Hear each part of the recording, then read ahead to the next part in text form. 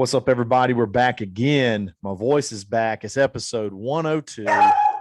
Holy hell. Happy Monday. I didn't even know that he had a dog. That was scary. Surprise. Episode 102 of the Dadbod Golf Pod, proud members of the Believe Podcast Network, the #1 podcast network for professionals and us, as you can see. So it's Kyle, Nate, and Ben. We're ready to get the week back going, ready to rock and roll. What's up, fellas? What's up with you, man? You sound good. You look good. Nate's got his dogs barking and the tree partially up. I'm loving it. See, you moved to the nicotine patches instead of ripping darts. Kyle, To 1 week of smoking, and now I'm out. I quit already. Good for you, man. Just I'm so power proud of you. smoked for a week. I power smoked, chain smoked for a week. No, man. Chain smoking Jack Daniels. That's all he did for a week. He lost his voice. I got my 1 week a year where I'm sick. It was last week. So we powered through it though. We had some fun. You know what else is fun? That's betting online at Betonline.ag. You got to head to their new mobile and desktop website. You can sign up today, get a 50% welcome bonus. Use coupon code BELIEVE50, BLEAV 50. You give them $100, they're going to give you 50 back to play for free. They got everything. They got golf, basketball, football. Football's heating up right now. We got playoffs coming up. We got bowl season coming up. A lot of fun stuff to get on. Bet online. It's the fastest and easiest way to bet online. Bet online where the game, and the game actually starts there. It's where the game starts. So the game does start there. I will say this on the mobile when you do it. There we go. Something happened there. I got all kinds of messages across my screen right now. Oh boy. We're really taking the professional to the next level. Are. The professional part, we're taking it to the next level. There's some serious Monday going on. But you have got to be real careful on the blackjack table from the mobile device. Whole lot easier to hit that 25 instead of that 5, boys. I'm just going to tell you, it's a whole lot easier. So you can fat finger yourself right to bankruptcy. Absolutely, if you're not careful. I would just like to say that this podcast has trickled into my professional life, because if you'll go watch the videos at Airport Motors Facebook, you'll see that Kyle's transitions have meandered their way into my professional videos. Yeah. Yes. Speaking of the back seat, let me show you these back seats. Yes, it was good. It's very, very professional, very elite. Speaking of 4 wheels, we've got a car here for sale. Yeah. We're the cream of the crop, basically, is what we're trying to say. Yeah. So guys, there was this tournament over the weekend, the Hero World Classic, Hero World Challenge. Challenge from New Providence, Bahamas, Albany, whatever. And it's the tournament that Tiger hosts every single year. And there's a lot of speculation, a lot of talk. How much will we see a Tiger? Would he be there at all? Would he show up and leave? And he's pretty much there the whole time. And not only that, he was did multiple interviews and made sure that the cameras got images of him hitting balls. A lot of them. He practiced for all 4 days, I think, which is very exciting. And he had a nice little flex today. Did y'all see it? See what his flex was today? I did not. He practiced in a red shirt and black pants. That's the flex. Yeah. Sunday, red Tiger was out there. He's hitting 3 woods. He's in drivers. He's doing it all. That's a lot of sexual energy. You think the weekends that he's not playing, he has his red shirt and black pants pajamas that he wears around the house? Yeah, do you think he wears like a red sweatshirt to breakfast on Sunday morning? Yeah, you think that's a thing? It's got to be a thing. Would you, if you were him? Hell yes, I would. I would. Yeah. I would never wear any other color on Sunday. Every Sunday, it would be red and black. Church, every Sunday, wherever red. Yeah. It doesn't matter. Big church guy. Yeah, Tiger. Big church guy. Yep. I will say. Go ahead. Go ahead. Nick. Does it feel like Tiger? We had these long, like, okay, maybe June or July. Does it feel like he keeps it so under wraps, and then once he like makes an appearance on the golf course, just boom. Like we never get to see videos of Tiger just putting or just hitting little chip shots as he's recovering. It's just all of a sudden we see that buttery 9-iron that we all watched on a loop 1,200 times. And then he may play in the PNC like next week. Yeah. You know, Yeah, he never would say awesome. no on that. They all pressed him on it. He never would say no. He didn't say yes. I love there's still a little bit of aura around Tiger. Like we get nothing. We see him fall around Charlie at a junior tournament, and then bang, buttercuts and the PNC. Here's my question. Do you think this is just Tiger's personality, or do you think that this whole thing is like a game, or like everything is done with a lot of like very strategic to kind of tease people? Do you think that's what it is, or is it just literally him being him? I think that is him. I think the answer to that question is the same answer to both those questions. I think yes to both. Yeah, gotcha. I think his father helped him do that, and then once he got old enough to have a team of his own and a PR team and a agent and all that kind of stuff, I think it went to the next level.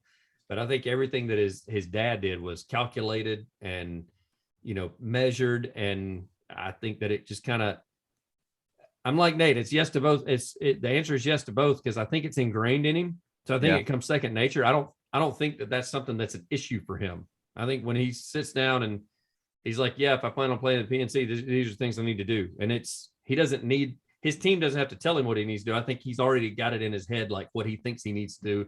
And I think he just maybe runs it by him, maybe to get approval, maybe to tweak it a little bit. Why wouldn't he commit then? Why wouldn't he? I mean, he dodged it. He didn't totally dodge it. He didn't say no. But the only thing that he said, if Charlie asked me to play, I will play. It sounds like he's trying to get these 4 days of practice to figure out if he can hit golf balls for 4 days. That's what he said with Rich Lerner and David Faherty in the middle of the round when they were interviewing him, and they said, "Were you playing or not?" And he said, "If Charlie," and so you got to wonder, is Charlie? There's the calculated part. If Charlie hurt him, then Charlie's going to ask him to play. Charlie don't watch it. Charlie lives with him every day. Like Charlie's already asked him to play. There's no doubt about it. Well, then he's also Tiger's tournament. He can't throw his son under the bus. He doesn't want to say no now. They don't want to pull anything away from the Hero World Challenge. Yeah. Tomorrow morning we get the announcement. No, that's a good point. This morning. If he didn't want to pull anything away from the Hero World Challenge, he wouldn't have been in a red shirt and black pants hitting balls on the range today. Well, that tournament was about him, though. This tournament is about him. Like the Hero is his tournament. And there's only 17 dudes. There's only 17 guys in the field, or 20 guys in the field. So like they gotta fill some time. So he's out there. I'm just wondering. Sometimes I just wonder if we overanalyze the things that Tiger does, and if Tiger is just literally just doing what Tiger would do any other time with no real thought or anything behind it. He's just like, I'm out here for 4 days. I'm going to hit some balls. And meanwhile, we're like over analyzing everything. That was kind of where I was trying to get at. Which one do we think it is? I think that one right there. Us over analyzing is a yes. Him being strategic is yes. Look at what we did last time when he came off of being injured.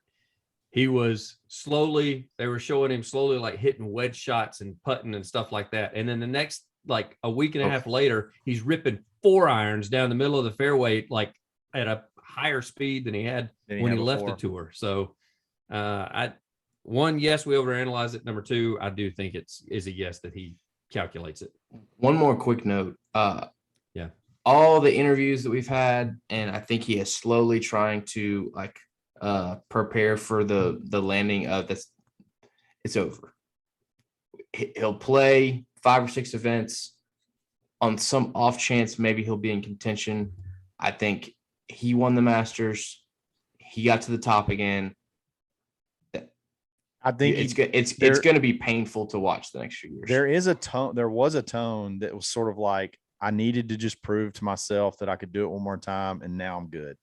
So I'm going to play. But you know what? Yeah. I'm okay with 5 or 6 tournaments a year. You know what I mean?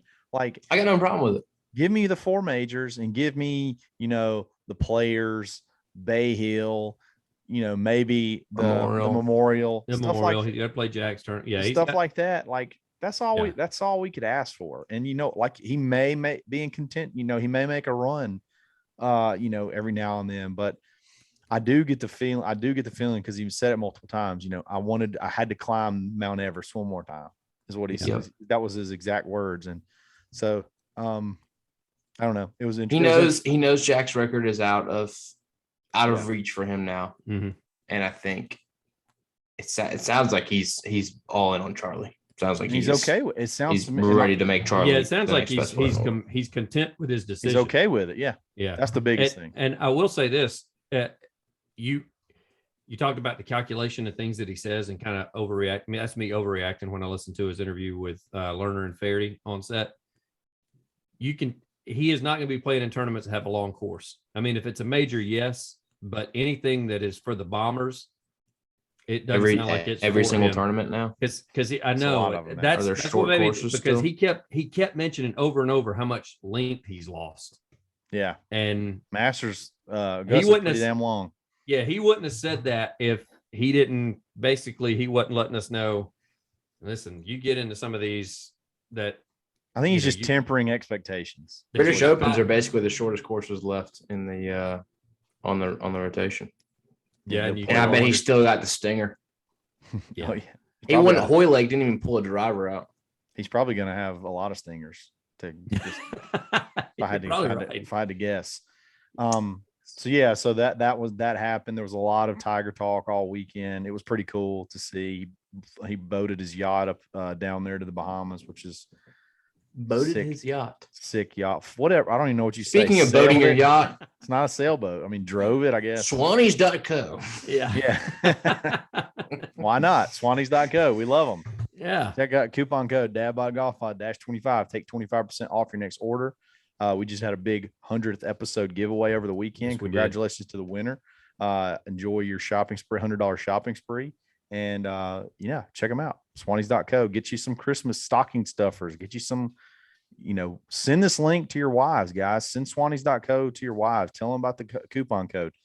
Tell them to load up, get you a couple of different hoodies, some pullovers, stuff like that. Love those guys. If you're planning on doing any boating in your yacht, Swannies.co has some great yachting outfits. Lightweight pullovers that you can have out there on the water.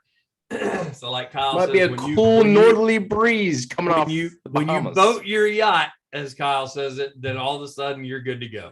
Hey, versatile 2022, forget shooting your shot, boat your yacht. You're boating your yacht. Write that down. We got to trademark that. Put that on a cross stitch pillow. Get that tattooed on your ankle. I'm scared to laugh too hard and I'll start coughing. That's great. You're still not well, then. Still not totally well. Yeah. Bro, I just tried to boat my yacht with that girl and just got shut down. Yeah.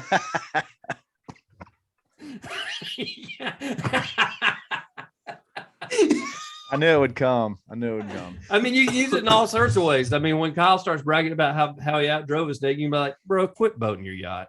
Yeah. I mean, I'm going to sink your yacht. Yeah, just absolutely. Too much. You keep that's going to be a new. Yeah, me and Kyle are starting to think of like nonsensical phrases that you can say on the golf course. Yeah. Like, dude, I boated the yacht out of that 3-wood. On that 3-wood. We talked about the things that we don't pulled it in the harbor. Course. Now we're going to talk about the things that we're going to make up on the golf course. Yeah. I tell you what, I threw anchor on that thing.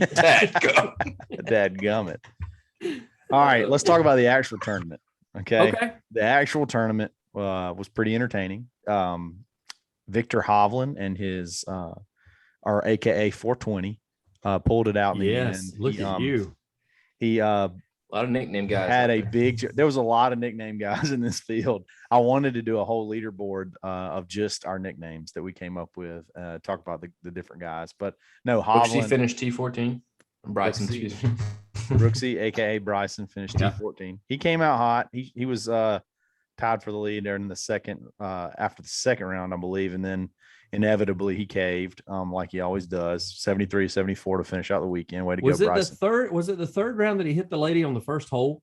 Wow. Yeah, it was the third round, made bogey. He flew it way over the green. Gosh. Almost killed a lady. Killed a lady. Rick killed a guy. He hit a lady, bounced off her, and then he bladed one over the green, and then got up and down, I think, for bogey to start the round off. So started off with a bang, literally. No, he had a three jacker. He definitely three putted from like when they showed the highlights, because I was sitting there because one of the putts was he actually putted it further away than what he had to start with. So he had like a 6-footer turned into an 8-footer real quick. You know who probably didn't three putt and tie for third place was Fat Trick Reed.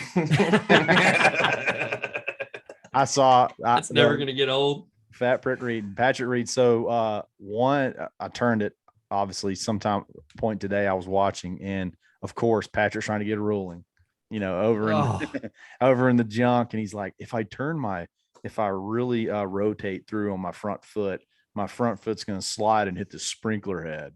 Yes. And the guy was like, I don't know. And he's like trying to do 100% sure.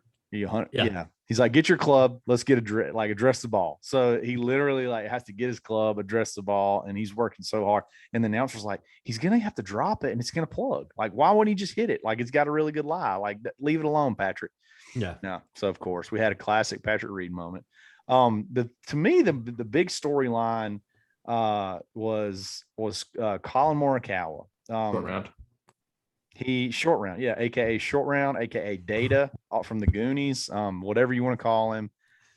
He played really, really solid golf the first 3 rounds. He was leader by like 5 shots, I think he started today 18 under, 5-shot lead, and he goes out the front 9 and shoots 41 on the front 9. Pull the Ben Taylor, easy. Yeah, smooth 41 on the front. We've all been there, with 2 doubles. Yeah, that's the thing, is he had 2 doubles. A professional golfer with 2 doubles. Doubled a par 5, which is he doubled a par 5 and bogeyed a par 5. They had 3 par 5s on the front. That's a fun course, by the way. You give me 3 par 5s on the front, we're about to. Yeah, we're gonna score the golf ball. There's 5 par 5s on this course. It wasn't just him though. Sam Burns also, he was up there at the top and ended up making a 7 on a hole and took himself out of the lead. Like Sam Burns still was 3 under today. This was the case of who's going to blow up and not win. Right.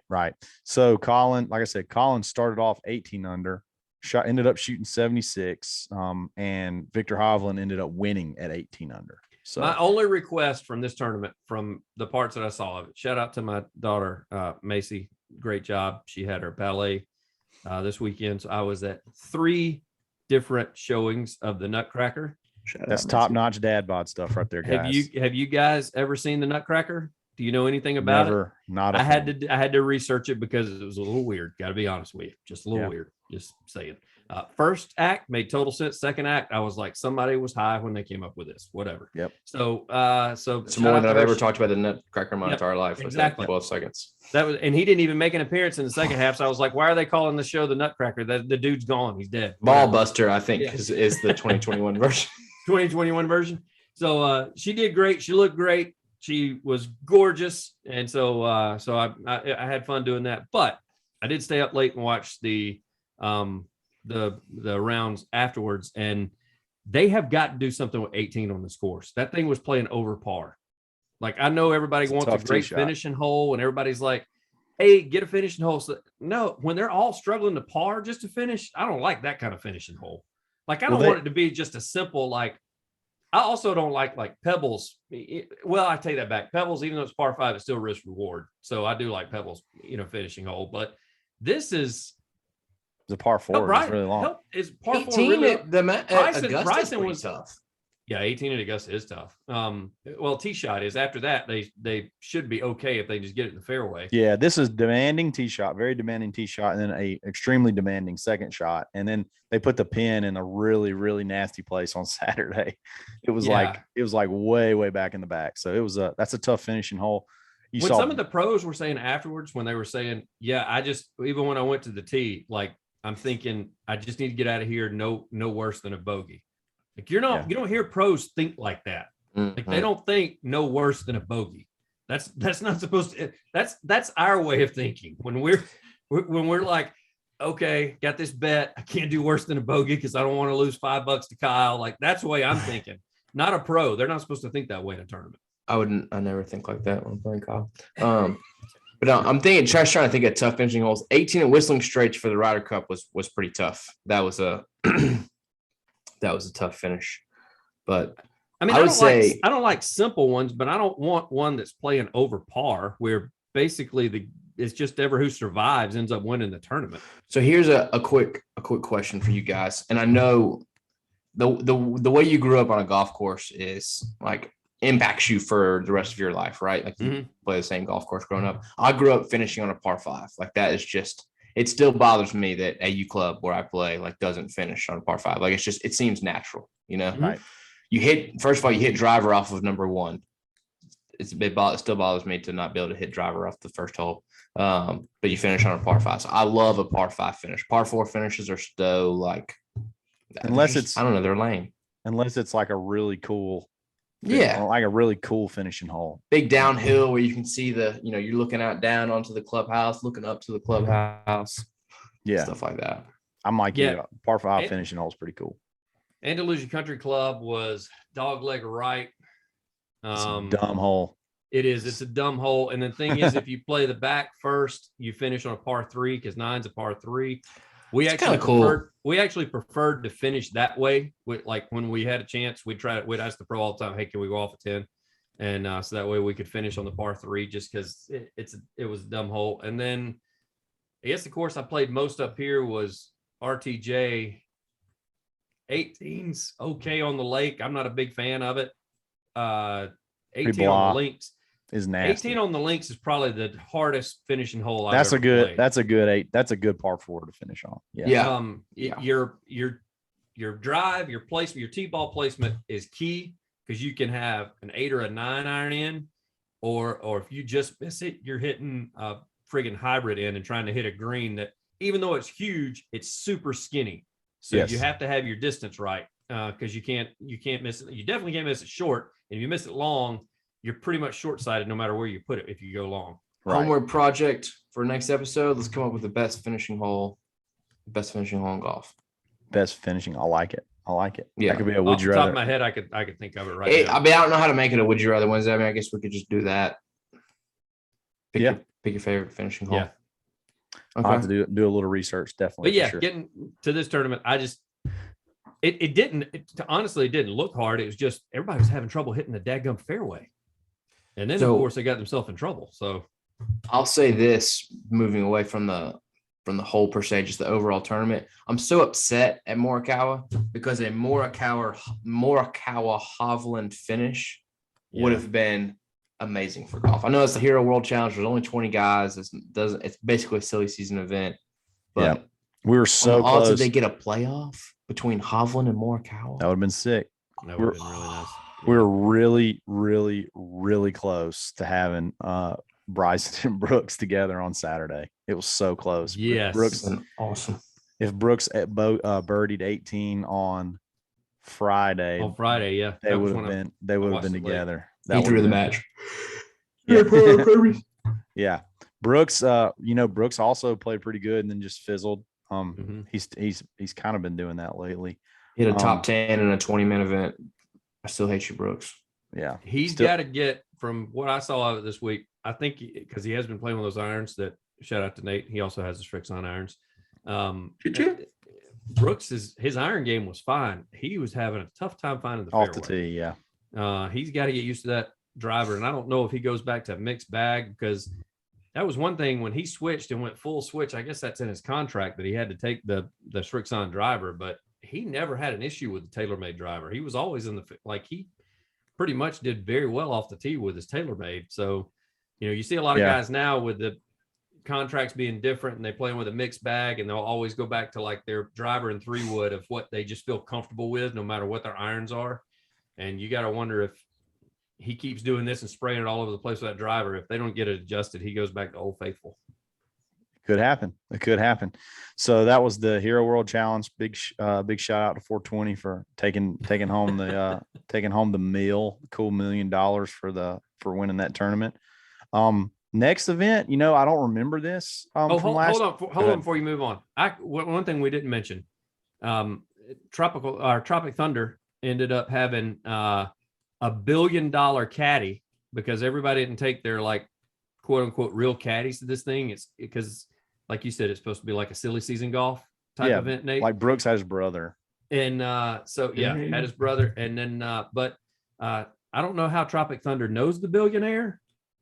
But when he was in contention, I was like, all right, does this guy take his cut? Like if he said that, they asked him, he's like, of course I'm going to pay him his cut. Yeah. That they asked Tropic Thunder what he would do. And he said he would definitely pay him his cut, maybe a little bit more. That's a great caddying gig because no cut, Bahamas, guaranteed pretty sizable paycheck. Last place guy probably gets, at least $100K. Yeah, I would right? think, yeah. And so the caddy's making probably anywhere between 6 and 10,000. I mean, not that he needed it. I mean, the guy is a billionaire, which when they showed him, I was like, dude, what does he do for a living? Billionaires don't become billionaires by saying, I don't need it. When there was at one point in time on 18 when they took their hats off, and I was like, oh man, he needs a date bad. Like that poor guy.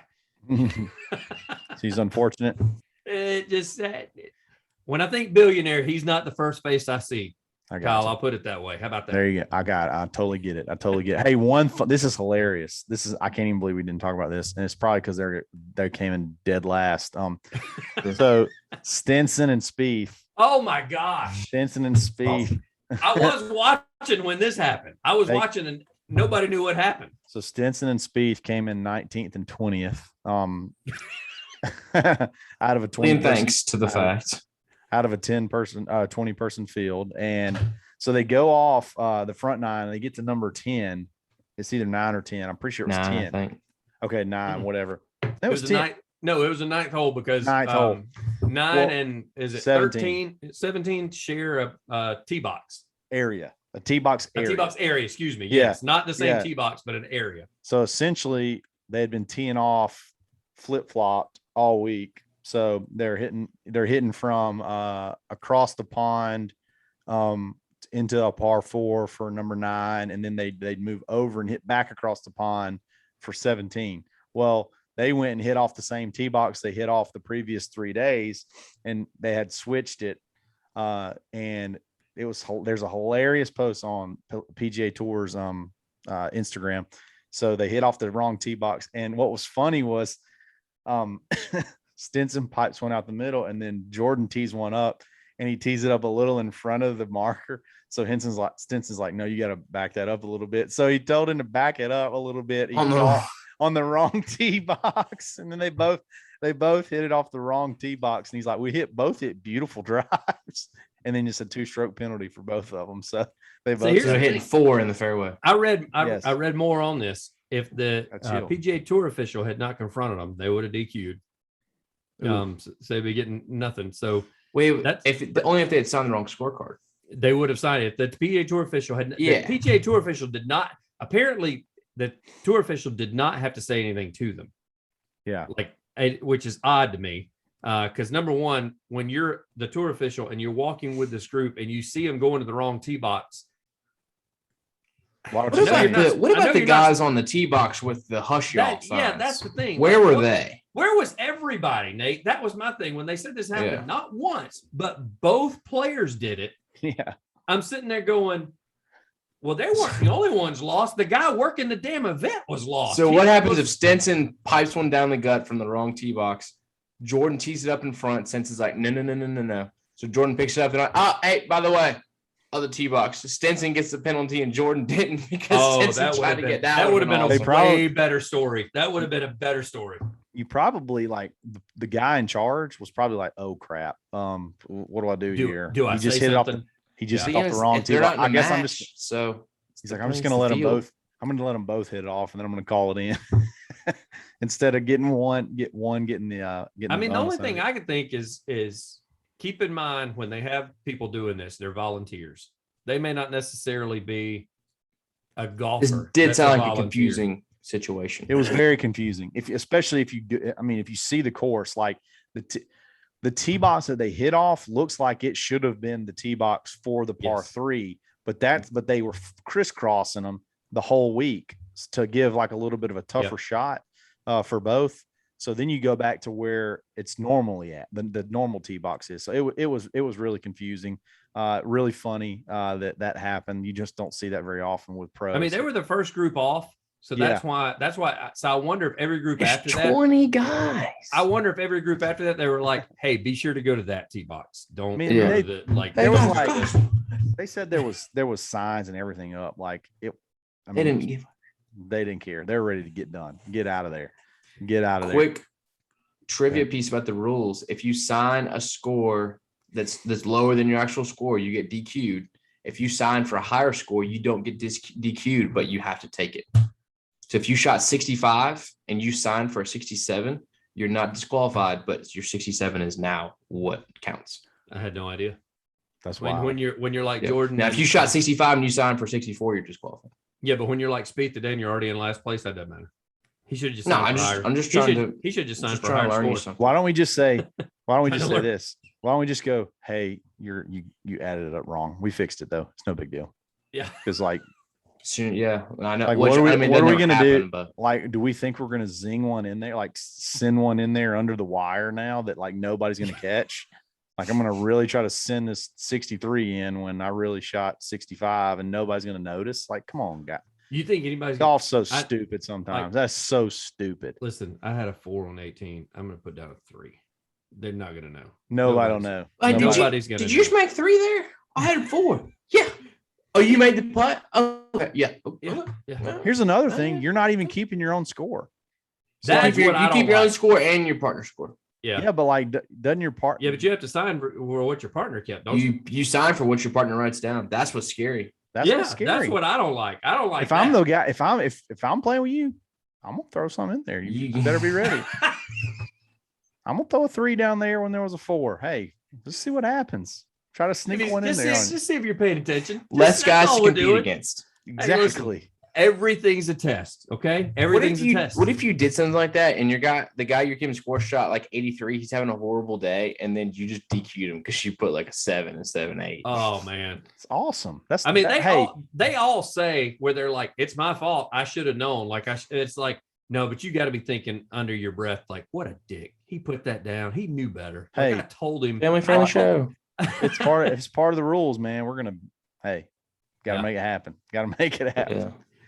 So, Kyle's playing mental gymnastics, even in the scorer's tent when the round's over. He's not done. You don't think I'm gonna try to? Hey, somehow that's gonna end up benefiting me in a 2-2 on a Thursday. I can go ahead and tell you. Hey, you're daggum right. Love it. So that was the end of the the Hero World Challenge shootout, whatever you want to call it. Careful. Victor Hovland wins. The next tournament, the QBE shootout. This is actually a team event, so that'd be kind of cool. Nice. We'll look up a little bit of the format, talk about it picks later on in the week. Should be a lot of fun. That's this week. So the PNC's next week. Is that right? PNC's the following week. Yeah, I got you. Yeah. So we got QBE, the world famous QBE shootout at the Tiburon Golf Course in Naples, Florida. Matt Kuchar, Harris English, aka Swaff, are coming back to defend their title. So you know who's it's not like a bunch of nice guys. You know who's not paying their caddy if they end up, even if it's a billionaire. That guy. Yeah, might as well get the billionaire because you're not getting kind of paid. sucks because I think Kuchar's a decent guy and he like stiffed his caddy once. And now it's just his reputation. I don't know, man. I've told my AU club story. True. I don't know that I've heard that story. I will say with that story though, I'm kind of like Nate. They agreed on the price ahead of time. Nate's in sales, like I'm in sales a little bit, not like Nate. I don't move as much inventory as Nate does. But when you've agreed on a price, that guy stiffed himself, man. He couldn't speak English. He got bamboozled. Oh, come on. He couldn't speak English till he saw that number and he was like, I got no English now. Kuchar bamboozled him. Bamboozled him. And then the next week he told 4 guys in his scramble that paid thousands of dollars to play with him that he tees off first, hits one down the middle and tells them to get in the cart because they can't hit one any better than that. And then he just leaves. What? I'm like, yeah, that's the story. I would have said, no, sir, Matt. I paid lots of money. You're going to watch every. I'm taking a breakfast ball on 12 and you're going to watch both. You're going to watch every one of these shots, sir. Absolutely. It's $10,000 a round to play with you freaks of nature, and you're going to sit there and you're going to like it. Somebody paid $28,000 to play with Spieth, I think. Something like that. It's pretty wild. Oh, that celebrity challenge out at Pebble. That celebrity, like money, the money. I'm talking about in Auburn, Alabama, though. Yeah, it's wild. Yeah, the same thing when Duff does his tournament. Isn't that the one? That's what we're referring to. Oh my gosh. Yeah. Yep. That's insane. Hey, speaking of insane, you got to check out these insane joggers at primogolfapparel.com. Use coupon code DADPOD15. Take 15% off your order. We're getting all the colors. We're getting I think they got like 10 different colors. We're getting all of them. Material's awesome. They'll turn heads. good and bad. So be prepared. Be prepared. You're gonna catch heck, but then people are gonna, in the back of their mind, they're gonna be like, God, that guy looks good. I have a story on that. I hope it's Kyle. quick. It is quick. So I played this past week, and I wore my joggers when I played this past week with my regular group. That's the first time they've seen me wear the joggers, because it's been warm enough to wear shorts. The first time they seen me wear the joggers, they gave me heck for because we had lunch first, so they gave it all during lunch, and then on first tee or so, and then by about the 5th or 6th hole, one of them goes, "So where'd you get those?" And I'm like, exactly. Oh, all of a sudden we're liking what old Benny Boy's putting down, huh? I get Absolutely. it. Yeah, it happens. Here you go. Use the promo code. Hook yourself up. Good quick story. Thank you. Absolutely. Primo Golf Apparel. Check them out. They're awesome. Guys, episode 102. It's Monday. Yes. Hope you have a great week. We'll be back Tuesday through Friday, because we're the only guys. Worst day of the week coming up. Worst day of the week tomorrow, but we're going to spice it up. You think today is bad? Just wait for tomorrow. Always great shows on Tuesday. Even though Tuesday sucks, you guys need to. Tuesdays end up being the best shows. We get real punchy on Tuesdays. So, yep. Everybody enjoy the rest of your week. We'll talk to you later. Dadbods Golf Pod. Always Rogan.